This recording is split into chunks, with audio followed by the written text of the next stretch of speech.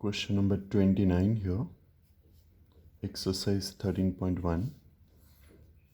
You are given the function in the form of vectors x minus x1, x minus x2, and so on, x minus xn. There are two questions. The first question is you get this limit x tends to a1 of fx. So here limit x tends to a1. What is the function? That's the product of these vectors. This is very simple, standard, you can say polynomial function. Now just apply the limits because you will not get 0 by 0 form. So apply the limits means instead of x you put a1. So a1 minus a1, this is 0, a1 minus a2, and so on, a1 minus an. Now because of this term, the 0, the entire expression will be 0. So limit of this expression here is 0. Right? Even if you are asked tends to a2, then this will be 0, and so on. So this, whether it is a1 or a2 or an, then the limit is always 0. Now one more thing here, that is you take any a which is other than all, a1, a2, and so on, up to an, and you compute this limit x tends to a of fx. So this is equals to limit x tends to a, what is fx here?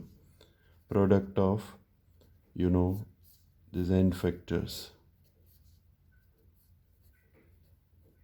Now you just replace x by a everywhere. So a minus a1, now this is not 0 because x is not a1, into a minus a2, and so on, a minus an. Finish this much only. This will be a number, and that's required limit. Okay. The next question number 38 here. The next question, you are given the function fx equals to modulus x plus 1 if x is less than 0. 0 if x is 0. In short, f of 0 is 0. And modulus x minus 1 if x is greater than 0. Now you know very well definition of modulus function. If x is less than 0, modulus x is minus x. So this is just here, you can write minus x plus 1. This is a function if x is less than 0. If x is 0, then this is 0. So this is as it is. If x is greater than 0, then the modulus x is replaced by x. So this is here x minus 1. Fine. What I've used? Just recall, I've used this modulus x equals to x if x is greater than 0, and equals to minus x if x is less than 0. This concept I've used here. Definition of modulus function, Fine. We did it in function chapter. Okay. I've used this.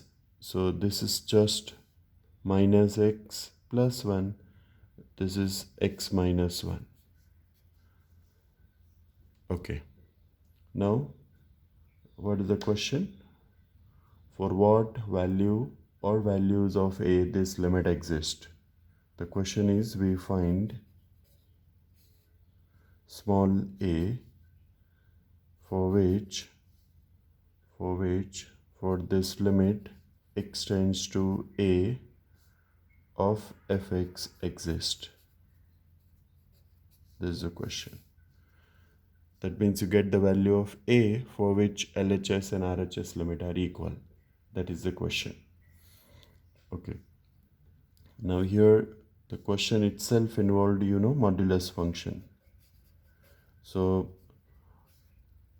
and it is at 0. So the choice of a should be in 3 cases. Let's take case number 1. You might have noticed what I'm trying to tell you. The choice of a should be based on the modulus function at 0. So we will have three cases here. The one case, that is, suppose a equals to 0.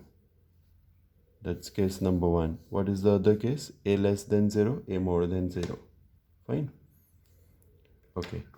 So here, if I take a equals to 0, let's take a equals to 0, the case number 1. So now this is limit x tends to 0 of fx. Okay. Now you have inequality in the definition. You have inequality. So we should get into right left limit because you want to check the existence of the limit of a function.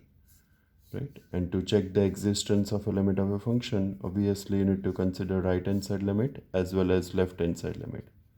And you need to see that whether these two limits are equal or not.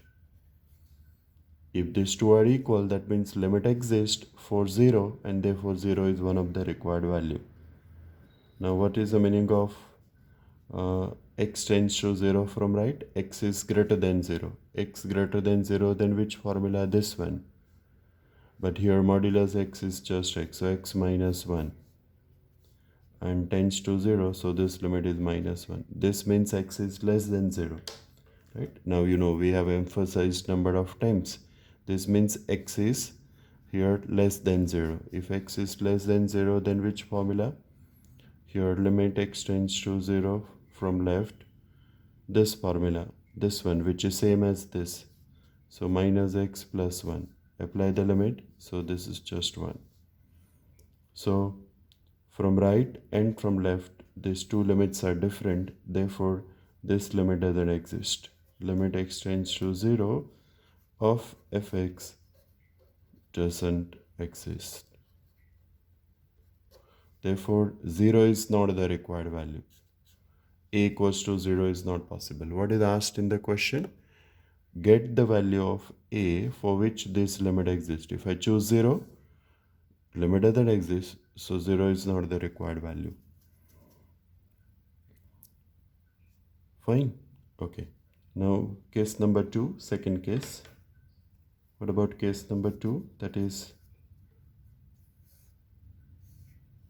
suppose a is greater than 0, positive.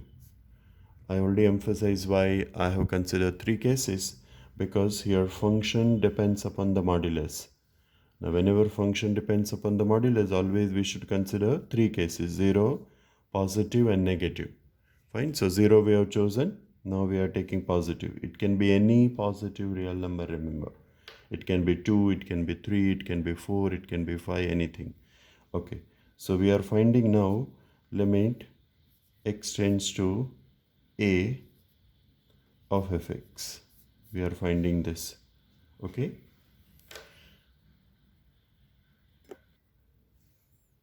Okay, so here I'll consider right left limit. Limit x tends to a from right. Why we need to consider right and left limit?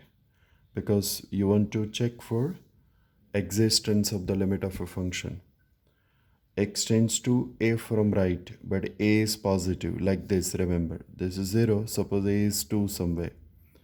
So if I consider left hand side limit or right hand side limit, the value of a will be always positive. And if this value of variable x is positive, then there is one function, that is this one, x minus 1. So at both the cases you have single function.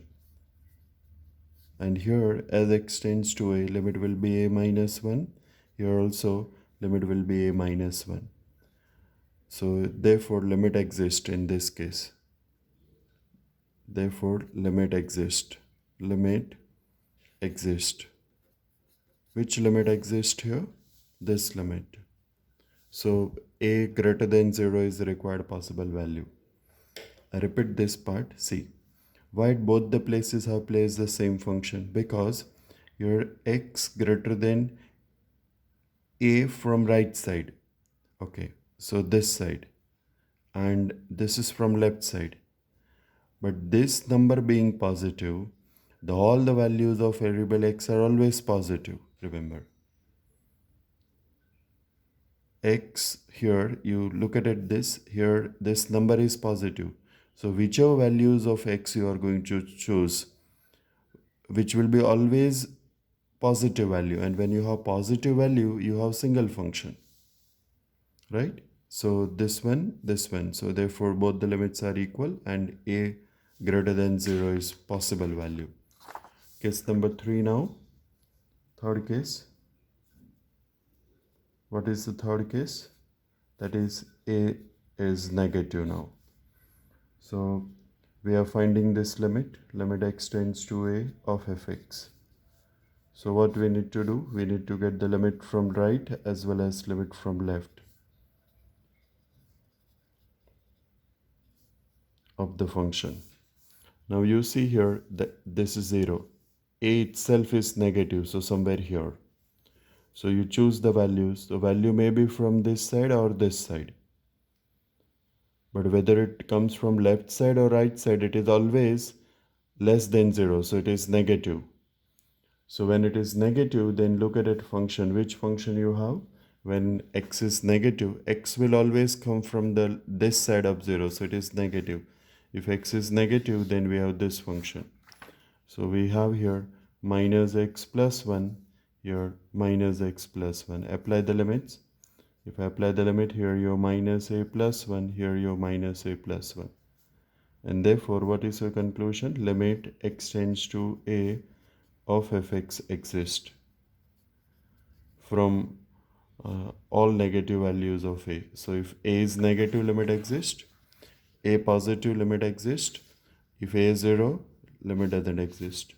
So what's your final conclusion? Therefore, limit x tends to a of fx exist for all a, but a should not be 0. For all a, but a should not be 0. Okay. Question number 31 here. Now you are given this limit x tends to 1 of f of x minus 2 upon x square minus 1 equals to pi. This is given. And we are asked to evaluate limit x tends to 1. We are asked to find this limit x tends to 1 of fx.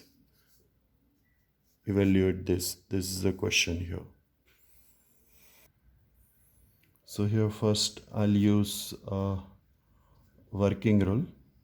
In fact, we are going to evaluate this. This is a question, see.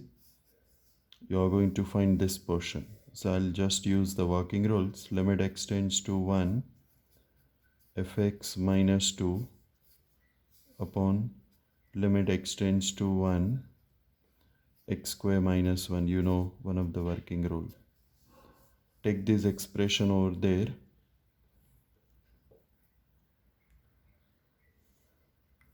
So we have this. Now on the right hand side, as x tends to 1, you know this will be 0. 1 minus 1, the limit will be 0. You know very well. So right hand side is 0.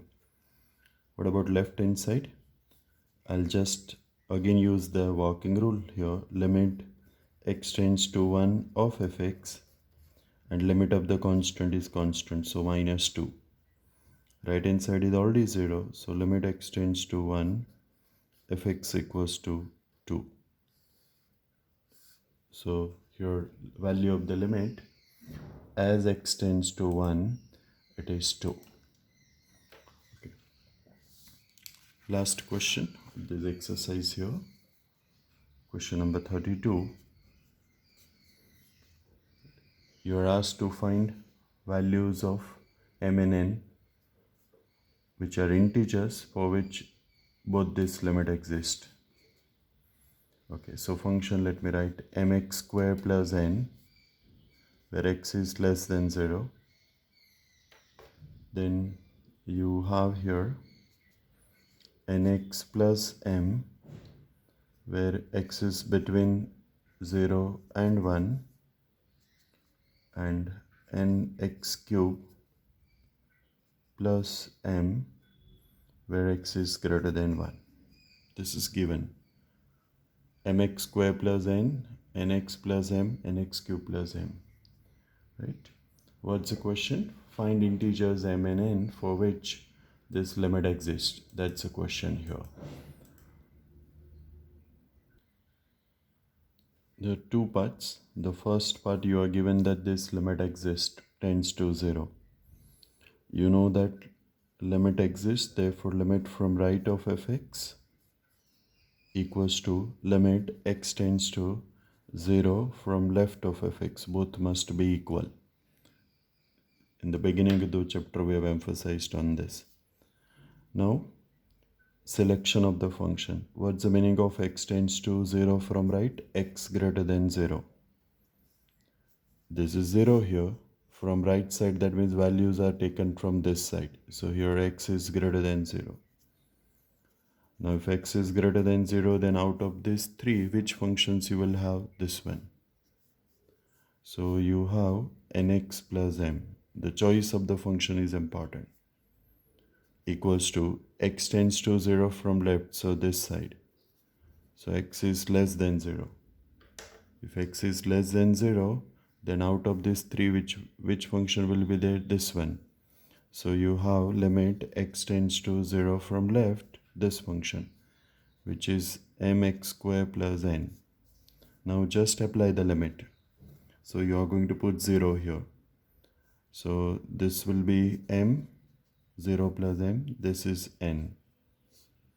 So limit exists only when m equals to n. So I'll write here, therefore limit x tends to 0 of fx exists if m equals to n. If m equals to n, both are equal then, and then the limit exists. What's the second part here? You are given that limit x tends to here 1 of fx exists. That's given. So therefore you must have right hand side limit of the function equals to left hand side limit of the function. Right and left both limit must be equal. You are not finding, remember, you are not checking whether these two are equal or not. You are given that they are equal because you are given the data that the limit exists. And you are getting the values of m and n here. Now what's the meaning of this? X tends to 1 from right side. This is 1, so this value. So x is greater than 1 here. Meaning of this, x is close to 1 but it is less than 1. Now choice of the function over here. X greater than 1. Out of these 3, which function? X greater than 1. So you are going to use this function. So you have n x cube plus m. X less than 1. Then this function. Which function? Nx plus m. So limit x tends to 1 from left. Nx plus m.